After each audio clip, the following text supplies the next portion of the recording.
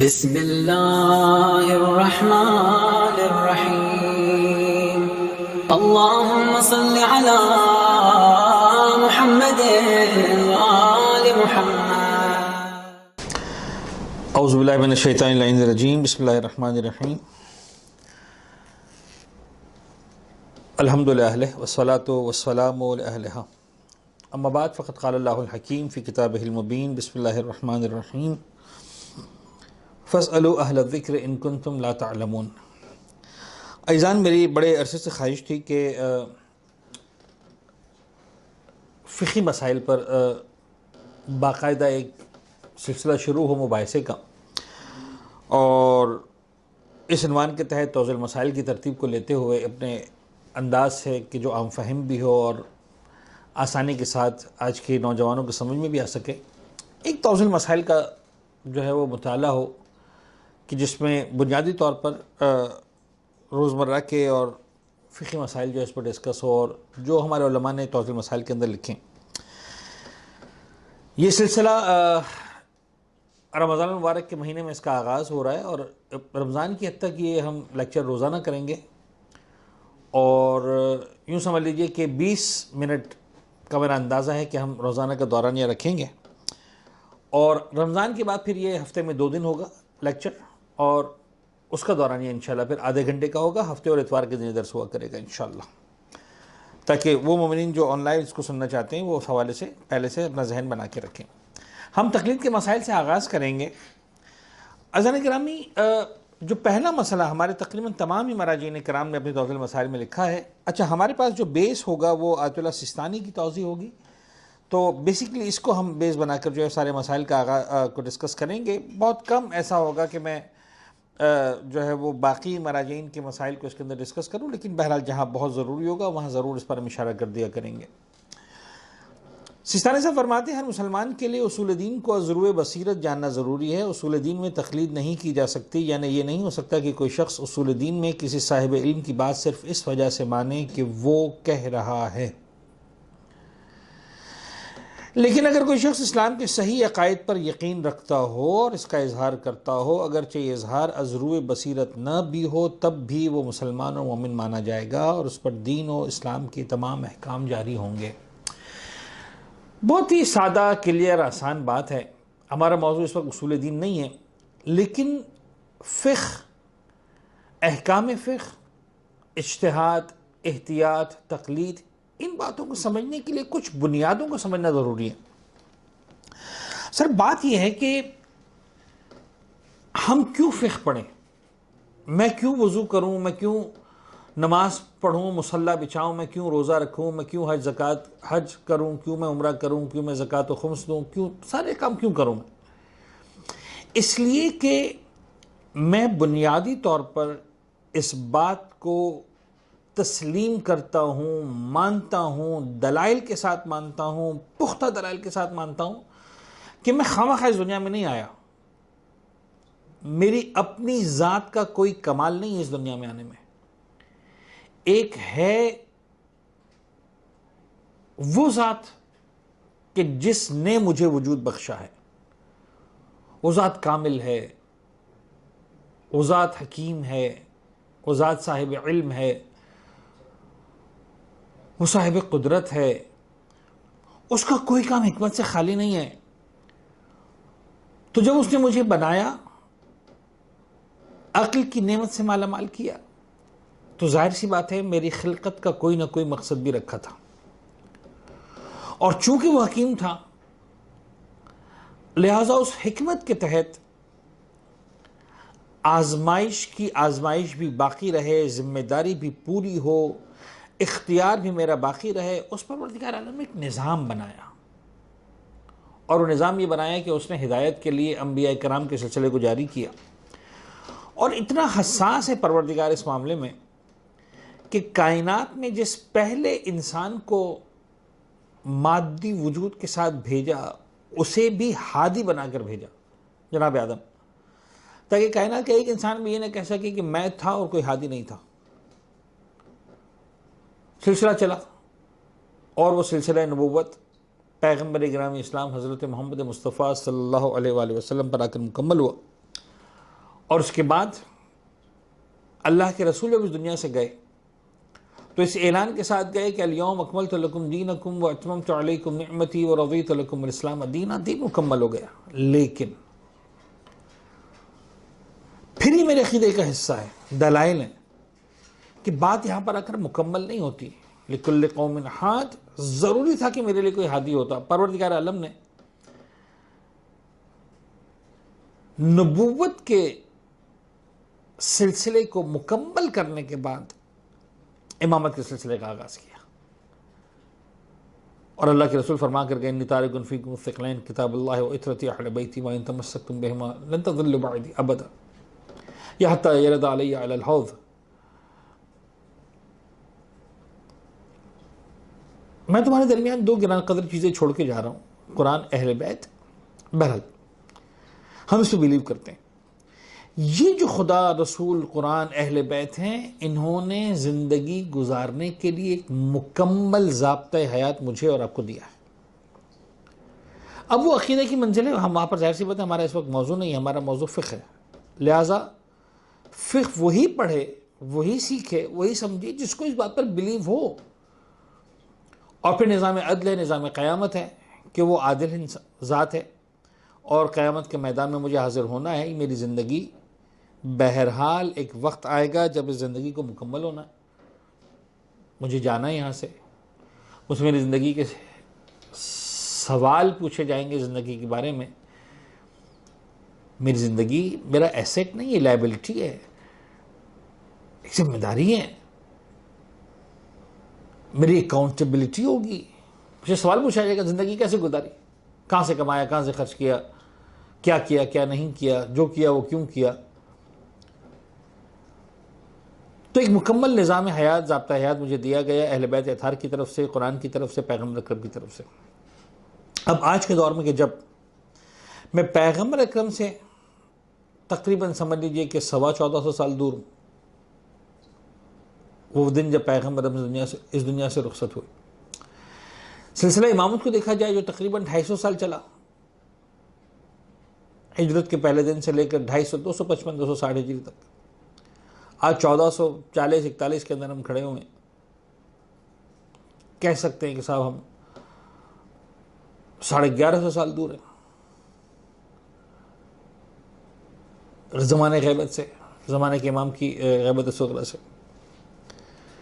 आज मेरी ज़िम्मेदारी है कि मैं अपना अमल उसी तरह से अंजाम दूं जिस तरह खुदा चाहता है, रसूल चाहते हैं, कुरान चाहता है, अहले बैत चाहते हैं। इसके लिए मेरे पास 3 तरीक़े हैं, यानी आज की मेरी गुफ्तगू का खोया महवर ही है। पहला दर्स तक़लीद के हवाले से कि साहब मैं क्या करूं कि मुझे इत्मीनान हो जाए कि जो मैंने ज़िम्मेदारी थी वो मैंने सीख भी ली, उस पर अमल भी कर लिया। जो सबसे पहला रास्ता है, सबसे अक़ली रास्ता है, वो ये है कि ठीक है मैं इंसान हूँ, साहिब शऊर हूँ, परवरदिगार ने मुझे अक़ल दी है, बेशुमार किताबें मौजूद हैं, खुद कुरान मजीद मौजूद है, अइम्मा ताहिरीन, पैगम्बर अकरम के फरामीन मौजूद हैं, जाओ जाकर इल्म हासिल करो और ज़िंदगी के एक एक मरहले के बारे में, एक एक लम्हे के बारे में, एक एक अमल के बारे में जो है वो खुद जाकर रिसर्च करो कि व्हाट इज़ योर रिस्पॉन्सिबिलिटी, तुम्हारी जिम्मेदारी क्या है। और ये दरवाज़ा खुदा ने किसी के लिए बंद नहीं रखा, पैगम्बर अकरम ने, अइम्मा ताहिरीन ने, कुरान ने कभी भी बंद नहीं रखा। रास्ता खुला है, दरवाज़ा खुला है, आओ आकर इल्म हासिल करो। ये और बात है कि मैं एक बहुत ही छोटा तालिब इल्म होने के नाते आपकी बात अर्ज़ करूँ कि आज के दौर में अगर हम में से कोई भी ये वाला इल्म हासिल करना शुरू करता है शऊर की मंजिलों में आने के बाद, 14-15 साल की एज में आने के बाद, मैट्रिक कर लेने के बाद, इंटरमीडिएट कर लेने के बाद, अगर हम चाहते हैं मुकम्मल तौर पर दीन शनासी, दीन का इल्म हासिल करें और इस तरह से हासिल करें कि रिसर्च के साथ, तहकीक के साथ हतमी नताइज तक पहुँच सकें, तो बिला मुबालगा मुझे कहना पड़ेगा कि कम से कम भी 20-25 साल मुसलसल दिल जमई के साथ पढ़ना पड़ेगा। तब कहीं जाकर हम ये कह सकते हैं कि हाँ एक इंसान इस काबिल हो गया कि अब वो खुद समझ सकता है कि जिम्मेदारी क्या है। ये वो मंजिल है कि जहाँ पर इल्म हासिल करना बहुत मुश्किल है लेकिन अमल करना बड़ा आसान हो जाएगा, क्यों आसान हो जाएगा? इसलिए कि हर मरहले पर जिम्मेदारी मालूम होगी कि यही जिम्मेदारी।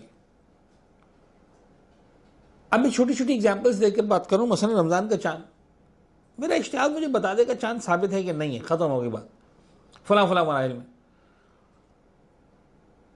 चांद साबित हो गया, रोज़ा रखना है, चांद साबित हो गया, ईद बनानी है, ख़त्म हो गई बात।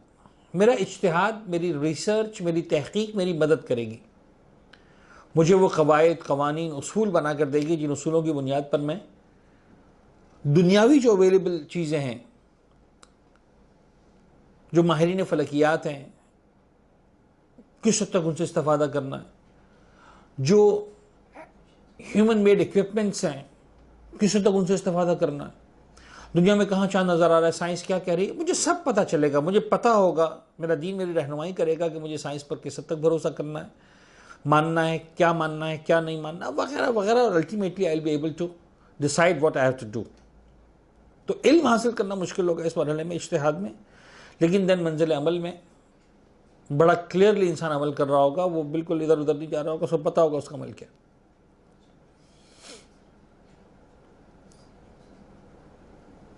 मुमकिन आप कहेंगे साहब ये हर एक के लिए पॉसिबल नहीं है, और वाकई हर एक के लिए पॉसिबल नहीं है। यानी ऐसा ही है कि जैसे हम में से हर एक को पता है कि अगर हम बीमार पड़ते हैं तो हमारा इलाज होना ज़रूरी है, और कानून बना दे हुकूमत कि किसी भी शख्स को किसी भी डॉक्टर के पास जाने की इजाज़त नहीं है। जान तुम्हारी है तो इलाज भी तुम ही खुद करोगे, किसी और इंसान को ये इख्तियार नहीं दे सकते कि तुम्हारी जान के साथ खेले। तो जो शख्स चाहेगा इलाज करना, अपना इलाज खुद करेगा। अगर एक मिनट के लिए सोचें कि हर आदमी को खुद डॉक्टर बनना पड़ जाए, और जाहिर सी बात है उसके लिए कोई 25 साल नहीं लगते। कोई वाली बात, मंजिल शऊर में आने के बाद, मैट्रिक करने के बाद अगर आप पढ़ना शुरू करेंगे, शायद 10 साल बहुत है एक डॉक्टर बनने के लिए। लेकिन हम देखते हैं कि हर फर्द को पाबंद नहीं बनाया जा सकता कि तुम डॉक्टर बन जाओ।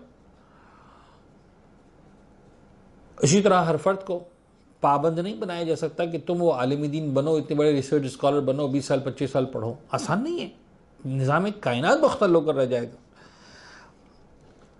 तो ये पहला तरीक़ेकार जहाँ इंसान खुद रिसर्च करता है, इसे कहते हैं इज्तिहाद, और जो इस मंजिल पर पहुँचता है उसे कहते हैं मुज्तहिद।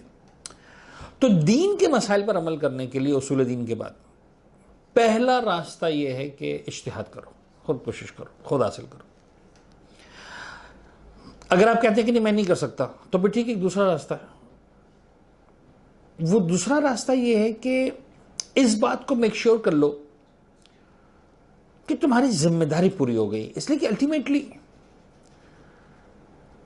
जो चीज इंपॉर्टेंट थी वो अमल था, यानी इल्म भी हासिल करना था। इल्म दर हकीकत वसीला था अमल करने के लिए। ये डिसाइड करने के लिए मुझे रोज़ा रखना है कि नहीं रखना, मैं एक एग्जाम्पल दे रहा हूँ। मुझे डिसाइड करने के लिए मुझे आज ईद है कि नहीं है, डिसाइड करने के लिए मुझे जुमा पढ़नी की ज़ोहर पढ़नी है क़िबलत इमाम के दौर में, वगैरह वगैरह, इस तरह के बेशुमार मसाइल। मुझे जिम्मेदारी सीखनी थी।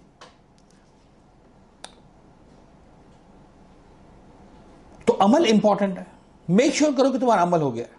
अच्छा, मेक श्योर कैसे करें? मैं इतने साल क्यों पढ़ूं?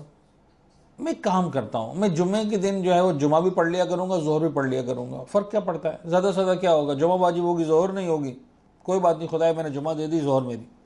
ये समझाने के लिए कह रहा हूँ। या जोहर वाजिब होगी, जुमा वाजिब नहीं होगी, ओके परवरदिगार मैंने जोहर पढ़ ली, जुमा का कोई क्लेम नहीं मेरा, ख़त्म हो गई बात। यानी सिर्फ इतना बचत करने के लिए कि या जुमा पढ़ूं या जोहर पढ़ूं, दोनों ना पढ़नी पड़े, 15 साल 20 साल 25 साल में इल्म हासिल करूं, कोई ज़रूरत नहीं। मैं ऐसा काम करूंगा कि जिम्मेदारी पूरी हो जाए। कपड़े को पाक करने के लिए 2 मरतबा धोना है कि 3 मरतबा धोना है? 15 साल 20 साल इल्म हासिल करूँ तय करने के लिए कि 2 मरतबा धोना काफ़ी है। भाई पहले से मैं 3 मरतबा धो लूँगा, 20 साल पढ़ना तो नहीं पड़ेगा। आप समझ रहे? मेक श्योर कर लो, अमल ऐसा अंजाम दो कि जिम्मेदारी पूरी हो जाए। अच्छा, इन मिसालों से आपको लग रहा होगा कि यार ये तो बड़ा आसान है, लेकिन अज़ान गिरामी, इट्स नॉट दैट ईजी। बात यह है कि शरीयत के मामलात में हर मकाम पर एहतियात है क्या, खुद ये सीखने के लिए 10-15 साल का अरसा चाहिए। यानी अब जुमा और ज़ोहर तो यही नज़रियात है ना कि भाई कुछ कहते हैं जुमा पढ़नी पड़ेगी, कुछ कहते हैं ज़ोहर पढ़नी पड़ेगी। तो सीखना पड़ेगा ना कि जिम्मेदारी क्या क्या है, ताकि एहतियात के तकाज़ों को पूरा किया जा सके। पता होना चाहिए कि इस मकाम पर किस किस आलिम ने क्या क्या फतवा दिया है, क्या क्या रिवायतों के अंदर आया है, मुख्तलिफ रिवायतें हैं। तो सब कुछ चेक करना पड़ेगा, सब कुछ समझना पड़ेगा, सबको देखना पड़ेगा। तो ये होगा कि फिर इंसान मंजिल अमल में ये यकीन और इत्मीनान हासिल कर पाएगा कि हाँ मैंने अपनी जिम्मेदारी पूरी कर ली है। अगर मैं आसान अल्फाज में समझाऊं तो इज्तिहाद में इल्म हासिल करना मुश्किल था, अमल आसान था। एहतियात में इल्म हासिल करना भी मुश्किल, अमल करना भी मुश्किल। इसलिए कि एहतियात ये नहीं बताता कि ये कर लो, आसान ये एक काम कर लो। एहतियात ये कहता है ये भी करो, ये भी करो, ताकि यकीन हो जाए कि जिम्मेदारी पूरी हो गई। बहुत सारे मामला थे जहां एहतियात करना बड़ा मुश्किल हो जाता है।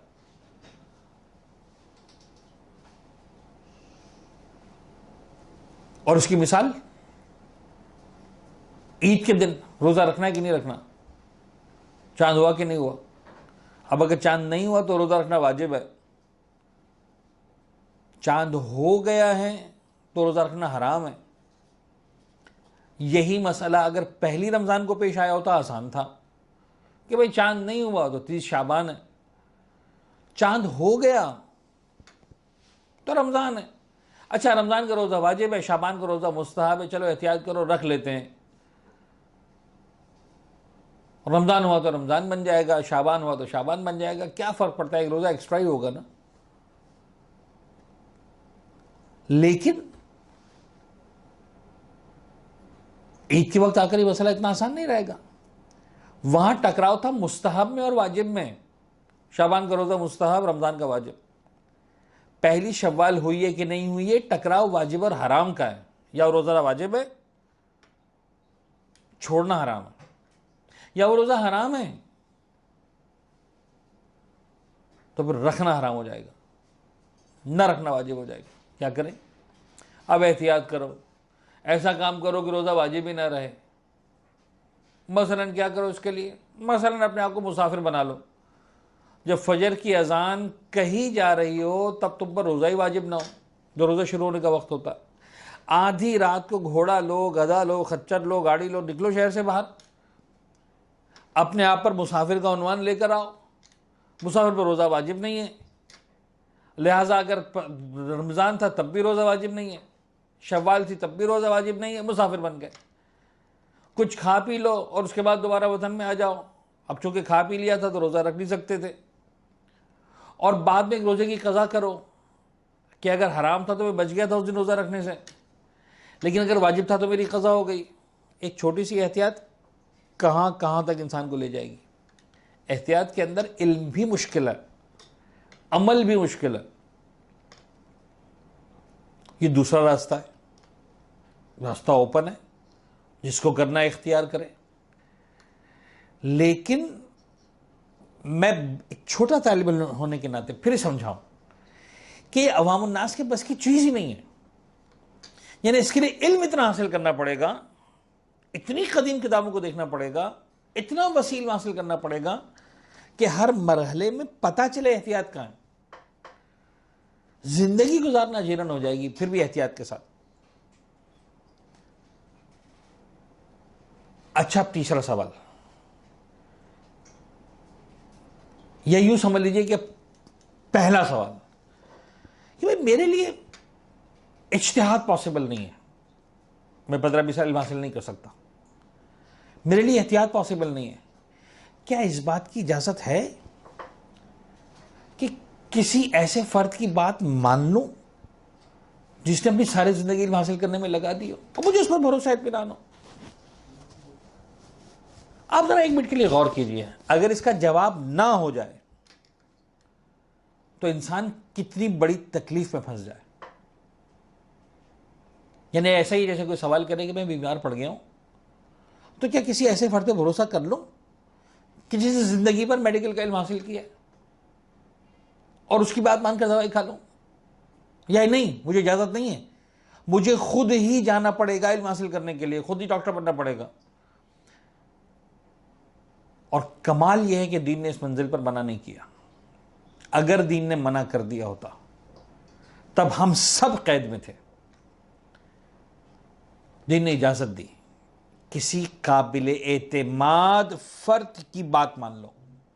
अभी काबिल एतमाद कौन होगा, इस पर इंशाल्लाह हमारी बात कल होगी।